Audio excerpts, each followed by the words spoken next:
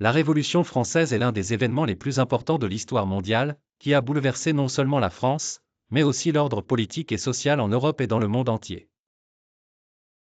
Son histoire, de ses origines à 1795, est marquée par des luttes internes, des soulèvements populaires, des réformes radicales et des conflits violents.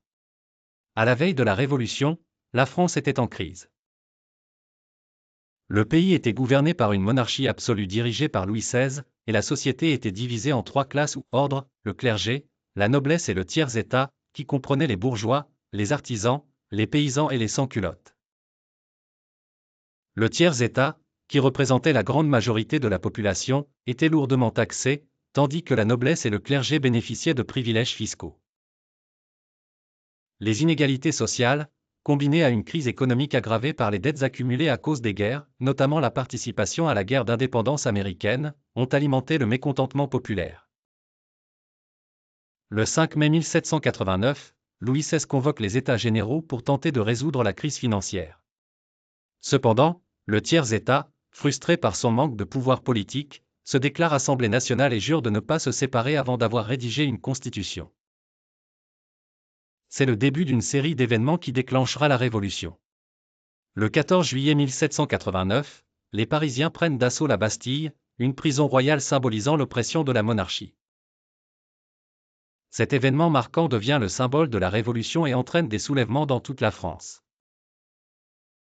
Après la prise de la Bastille, l'Assemblée nationale commence à réformer le pays. Le 26 août 1789, elle adopte la Déclaration des droits de l'homme et du citoyen, un texte fondamental qui proclame l'égalité des citoyens. La liberté d'expression, la souveraineté nationale et d'autres droits civils qui deviendront la base des démocraties modernes. En 1791, la France adopte une constitution qui transforme la monarchie absolue en monarchie constitutionnelle.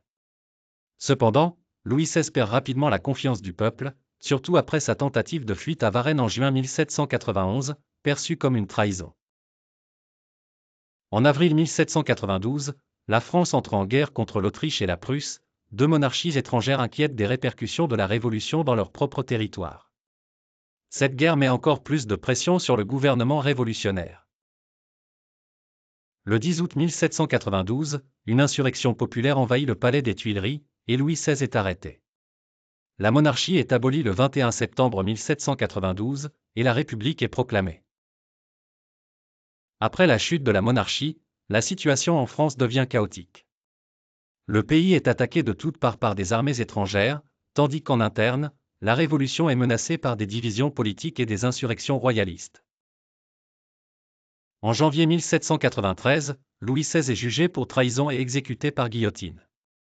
Sa mort radicalise encore plus la Révolution. Robespierre et ses partisans, membres du groupe des Montagnards au sein de la Convention, prennent le contrôle du gouvernement et instaurent la terreur, 1793 à 1794, une période de répression violente contre les ennemis de la Révolution.